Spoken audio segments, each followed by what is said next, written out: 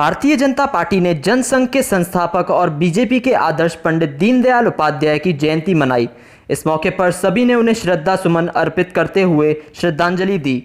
बजरंगगढ़ चौराहे के नज़दीकी पंडित दीनदयाल स्मारक पर आज बीजेपी अजमेर सांसद भागीरथ चौधरी, विधायक अनीता बदेल, बीजेपी शहर अध्यक्ष डॉक्टर प्रियशील हाड़ा के साथ ही अन्य पदाधिकारी व कार्यकर्ता मौजूद रहे। इस दौरान सभी ने 2 मिनट का मौन रख पंडित दीनदयाल उपाध्याय के चित्र पर पुष्पांजलि अर्पित की और उन्हें याद किया। बीजेपी के पदाधिकारियों ने पंडित दीनदयाल उपाध्याय हमेशा गरीब और अंतिम पंक्ति के व्यक्ति तक सहायता व सेवा पहुंचाने की बात करते थे। उन्हीं के आदर्शों पर चलते हुए बीजेपी ने हर व्यक्ति तक सुविधाएं देने का संकल्प लिया है और उसी रास्ते पर सब चल रहे हैं। आज हमारे देश के युग पुरुष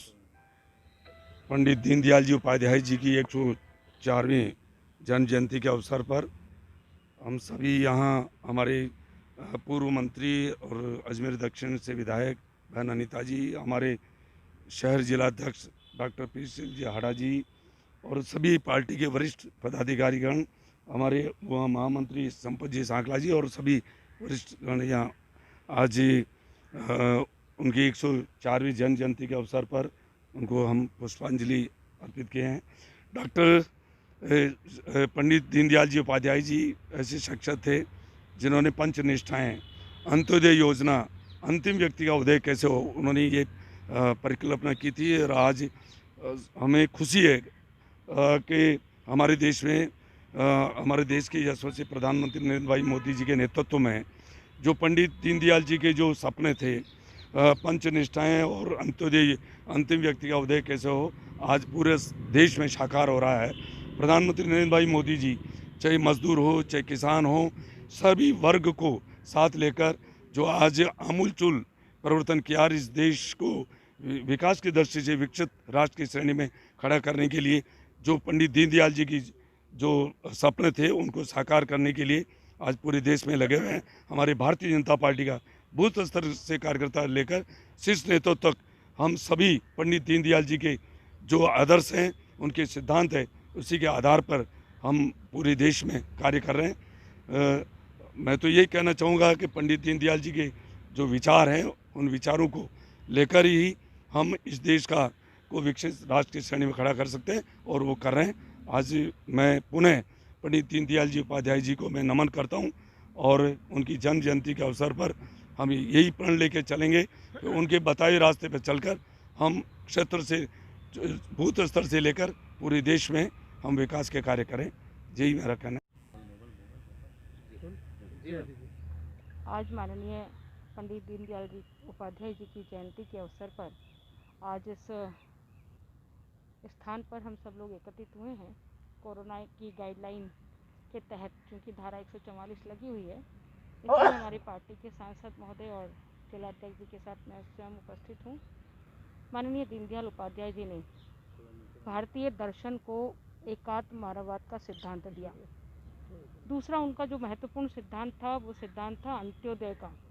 इस अंत्योदय के सिद्धांत पर चलते हुए ही राजस्थान में जो पहली बार भारतीय जनता पार्टी की सरकार बनी, माननीय भैरव सिंह जी मुख्यमंत्री बने, तो उन्होंने अंत्योदय की योजनाओं को लागू किया और हमारे प्रधानमंत्री नरेंद्र मोदी जी उसी अंत्योदय के सिद्धांत पर चलते हुए जितनी भी योजनाएं आई हैं उसी सिद्धांत पर आधारित हैं। श्यामा प्रसाद मुखर्जी जी ने दीनदयाल जी के लिए एक वाक्य कहा था कि यदि मुझे 2 दीनदयाल मिल जाते तो शायद बहुत पहले इस देश की दिशा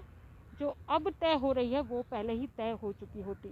इतने कर्मठ, इतने कर्मशील, राजनीति में मूल्यों को स्थापित करने वाले, जब उन्होंने एक बार चुनाव लड़ा तो जातिवाद राजनीति में नहीं होना चाहिए, इसलिए जाति के आधार पर वोट नहीं मांगने,